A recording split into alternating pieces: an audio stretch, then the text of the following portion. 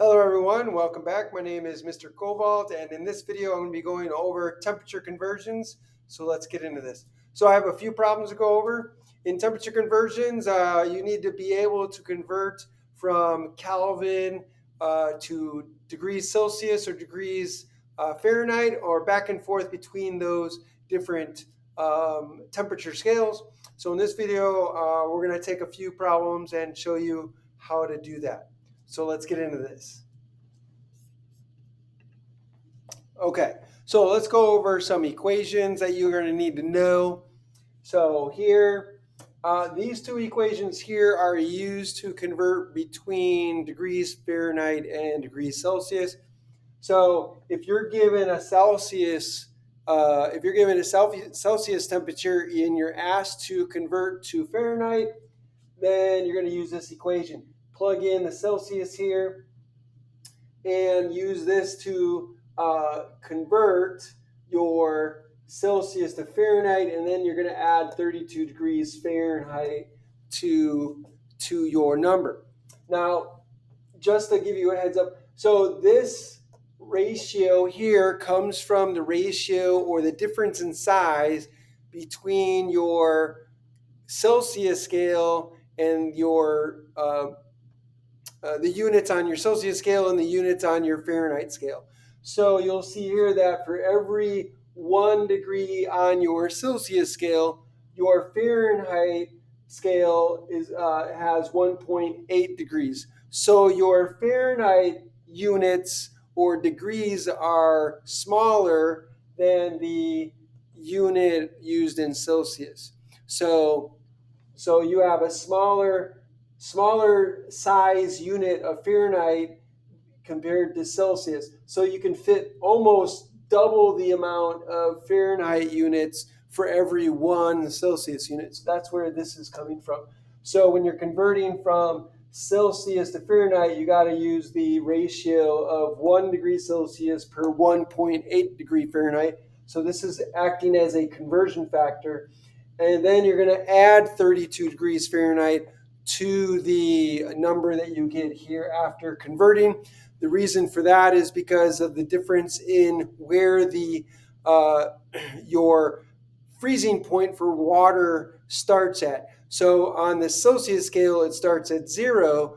On the Fahrenheit scale, it starts at 32 degrees. So this 32 here, added or subtracted, is for that reason. So that's where kind of that's the meaning behind these equations here. So if I want to go from Celsius to Fahrenheit, I'm going to use this equation, plug in the Celsius, calculate the Fahrenheit. If I want to go from Fahrenheit to Celsius, I'm going to use this equation here. I'll plug in the Fahrenheit, the degrees in Fahrenheit here, and then calculate the degrees Celsius. Now, these two equations here are for converting between Kelvin and Celsius. So here, it's pretty simple. You're either going to add or subtract 273.15. So if I have Celsius temperature and I want to convert that to Kelvin, I'm just going to add 273.15 to it, and I get the Kelvin temperature. If I want to go from Kelvin to Celsius, if I'm given the Kelvin temperature and I want to get the Celsius, I'm just going to subtract 273.15 from the Kelvin. That'll give me the Celsius temperature. Okay, so that's it for kind of introduction to the equations. Now let's apply this to our problems. So problem number 1, I have NN dimethyl aniline, which is this formula here. That melts at 2.5 degrees Celsius. What is the melting point in Fahrenheit and Kelvin? So let's do Fahrenheit first. So in this case, I want to convert from Celsius to Fahrenheit. So I'm going to use this equation here. So I'm given Celsius, I want to get Fahrenheit. So in this case, Fahrenheit is going to be equal to the Celsius temperature I'm given, which is 2.5. So 2.5 degrees Celsius.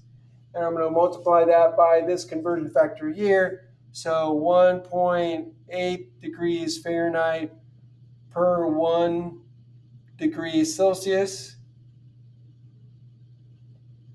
And then I'm going to add 32 degrees Fahrenheit. Now, about the calculations, it's very important with respect to sig figs to understand what's going on here in the calculations. This 32 degrees Fahrenheit is an exact number. Why? Because it is exactly 32 unit difference between where the freezing point on the Celsius scale is versus the freezing point of water on the Fahrenheit scale. So it's 0 for Celsius, 32 for Fahrenheit. So it's a counting number. It's not a measurement. It's exact. This here is a relationship between degrees Celsius and Fahrenheit. This actually is exact. It comes from the fact that your Celsius scale between the freezing of water and the boiling of water is divided into 100 parts. And then for the Fahrenheit scale, that same distance is divided into 180 parts. Those are exact numbers. If I take the exact numbers and divide them, I get an exact relation. So this 1 to 1.8 is exact. So the only significant figures that I am concerned about are these here in the 2.5. So this is 2 sig figs. So my answer should come out to 2 sig figs. So when I calculate this, I get 36.5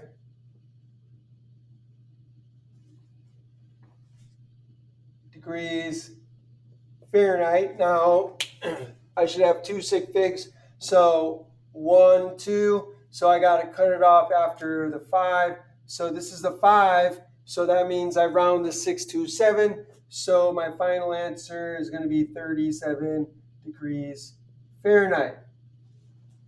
Now, what about Kelvin? So with Kelvin, since I'm given Celsius, I want to get to Kelvin, I'm going to use this equation here.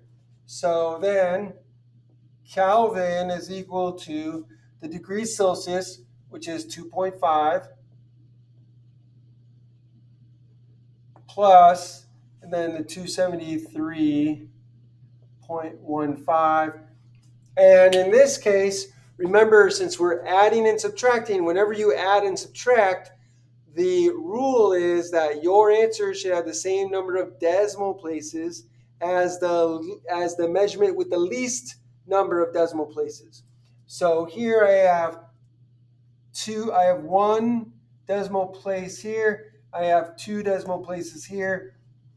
This is the least precise measure, so my answer should have 1 decimal place in it. So when I add these together, I get 275.65 Kelvin, but I'm only allowed 1 decimal place. I have 2 here, so I have to cut it off after the 6. So this is a 5. I'm going to round the 6 to a 7. So the final answer is going to be 275.7 Kelvin. And so that's how you convert your Celsius to Fahrenheit and Kelvin.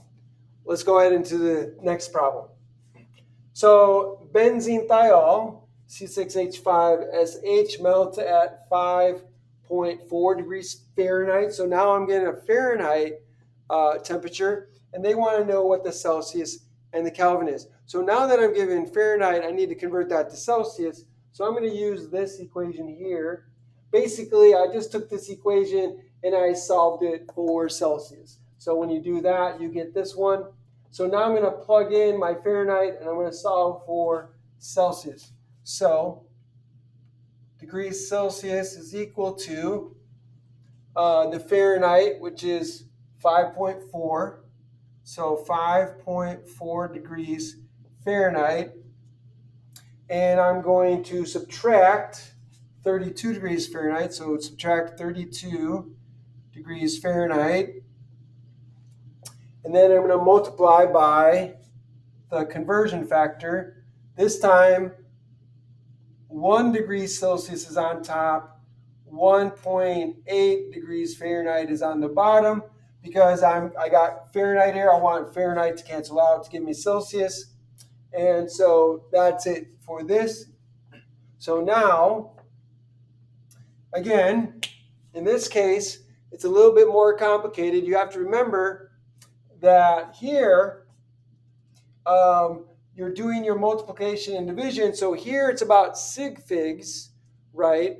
And then here we're adding and subtracting. So here it's about decimal places. So when you do your calculation here, you got to pay attention to the decimal places. And here you got to pay attention to sig figs. So you got to follow the order of operations. So we do our subtraction first. When we subtract 32 from 5.4, we're going to get, let's see, negative 27, 26. So we're going to get negative 26 point, I believe, let's see here, 6. Okay, and that's degrees Fahrenheit. So let me double check that. So 31, so 32, yeah. So negative 26.6 degrees Fahrenheit. And then notice here that here this is 32. Remember, that's exact. So it is an infinite number of decimal places. It's 32.0000 on to infinity. So this is definitely going to have more decimal places than this one, even though I don't have a decimal place written there. There's a lot there. So we just don't write them all. So this is exact. So the least number of decimal places is 1. So I have 1 decimal place, so I'm good. Okay, so now I finished the rest of the calculation. So 1 degrees Celsius over 1.8 degrees Fahrenheit. And I do that calculation. So when I do this, I need to pay attention to sig figs. Again, this is an exact relationship. Oops.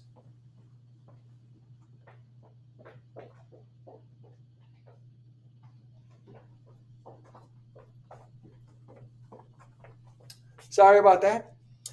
So this is an exact relationship. So that means that this is going to have an infinite number of significant figures. We can ignore that. So the number of sig figs is going to be due to this. So we have 1, 2, 3 sig figs. So that means our answer is going to have 3 sig figs. And when we calculate that answer, we get negative 14.7, 14.77, and so on. And so again, here the degrees Fahrenheit cancel out. We have degrees Celsius, so this is going to be degrees Celsius. And once again, we should have 3 sig figs here. So we need to cut it off here. And then this is going to be rounded to an 8 because of the 7. So then we get negative 14.8 degrees Celsius.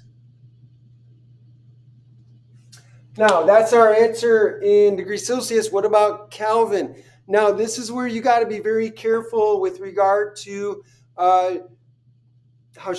with regard to sig figs and the significant figures, right? So why is this important? Because here they want me to find Kelvin. I can take this number, this Celsius, and use this equation here, right? Or this equation here.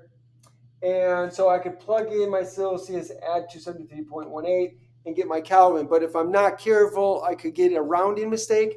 Notice that I had to round this number to negative 14.8. If I use negative 14.8 and plug it in this equation, I might have a rounding error. So I don't want to use 14.8. I want to use the original number here. 14.777, whatever. I always want an extra digit to avoid the rounding mistake.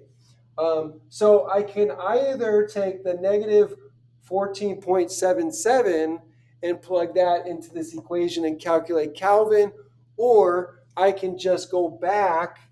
Well, I can't go back because I don't have a formula for Fahrenheit. I'm sure I could figure one out, but we don't have one. So this is the best we can do. So I'm going to take the negative 14.77 and plug that in. So I'm going to use this equation here. So Kelvin is equal to, and then I'm going to take the degrees Celsius, negative 14.77 degrees Celsius plus 273.15. And again, because I'm adding and subtracting, the answer should have the same number of decimal places as the least number of decimal places. So here, technically, I only have one decimal place here.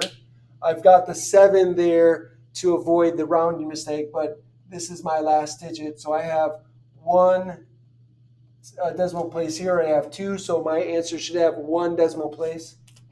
So when I add this together, I get, let's see here. Oh, this is negative. So I'm going to calculate that.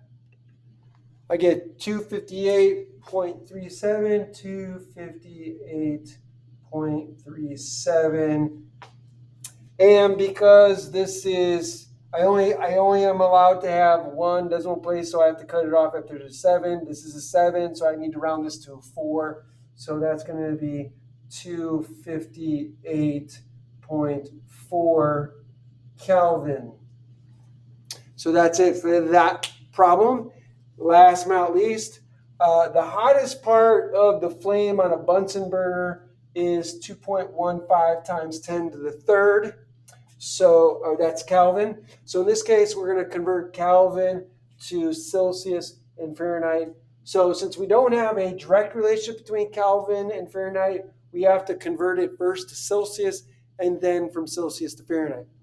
So first, since I am given Kelvin, I want to convert to Celsius. I'm going to use this formula here. So I'm going to take the 2.15 times 10 to the third. And I'm going to subtract, so this is degrees Celsius, and I'm going to subtract 273.15. And again, since I am subtracting, I'm going to, my answer can only have the least number of sig figs, same number of sig figs as the least number between these two. Now here, it might seem that you have 2 sig figs, you have 2 decimal places here and you have 2 decimal places here, so they're the same. But you got to be careful when you have numbers in scientific notation, because this can fool you. These are actually not after the decimal point. This is after the decimal point because we wrote it in scientific notation. If we write it out, it will be clear. So if we write this out in standard notation, you get this. So you get, let's see, 2150 minus 273.15. Now you can see this is the last sig fig here. So this 5 is the last significant digit here. So this 0 is not significant. So this is the place at which we have our last place of significance in this measurement here. In this one, the last place of significance is the 5 here. So our answer cannot be more precise than the measurement with the least place of significance, which is the 5 here, which is that's the tens place. So my answer cannot go past the tens place as far as significance goes. So when I subtract these two, I get 1876.85.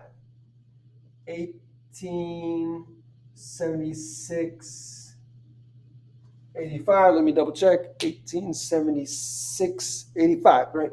Okay, so then this is degrees Celsius. So again, this is the last place of significance.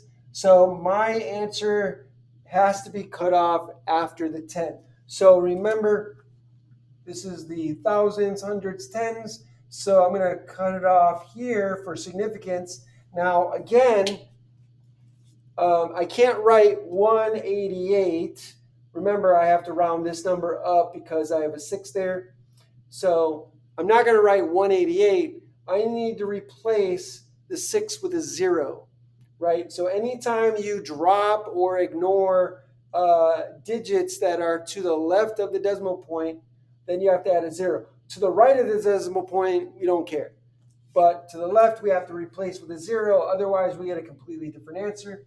And so in this case, we get 1880 degrees Celsius. So that would be my final answer for this part of the problem. Now to the next. So I'm going to get Fahrenheit. Now that I have Celsius, I'm going to calculate Fahrenheit using this equation here. Now, again, you have to be very mindful about what number you're going to use in the next step. Remember, if you use the rounded version, you'll end up with a rounding error in your next calculation, and you're going to get it wrong. So make sure you use the unrounded version of your answer and use that and plug that into your equation. So I'm going to take this unrounded answer and I'm going to plug that into this equation here. So degrees Fahrenheit is equal to the degrees Celsius, which is going to be 1876.85 degrees Celsius multiplied by this conversion factor of 1.8 degrees Fahrenheit over 1 degree Celsius. And then I'm going to add 32 degrees Fahrenheit to that. And so when I calculate that, I get 3410.33. So 3410, 33.33 degrees Fahrenheit. Again, we want to pay attention to sig figs here. So I'm multiplying, dividing. Again, these are exact. This is an exact relationship. So I have 6 sig figs here. But remember, this came from over here. So remember, our digit of significance ends at the 7, the tens place. So in reality, I only have 3 sig figs here. So you got to be aware of that. So be careful. So I have 3 sig figs here. This is exact. This is exact. So since I have 3 sig figs, my answer should only have 3 sig figs. So 1, 2, 3, cut it off here. So again, I have 0 here, but I got to replace it with a 0, so that doesn't change. So then I'm going to have 3410 degrees Fahrenheit. And there's my answer. I have 3 sig figs. And so that's it, ladies and gentlemen. That's how you convert between Fahrenheit, Celsius, and Kelvin. I hope this was helpful. If this was helpful in any way, if you learned anything, then please, by all means, like the video, share the video, hit that like button also. Make sure you subscribe to my channel. Hit that notification bell. When you do, make sure you click all, so that way you can be notified by all the videos I put out. And finally, put a comment down below in the comment section. Let me know what you think. Ask me questions. I would love to hear from you. If you have a topic you want me to cover, or if you have a particular problem or question you want me to help you with, put that down below. I would love to help you with that. Thanks for joining me, and have a great day.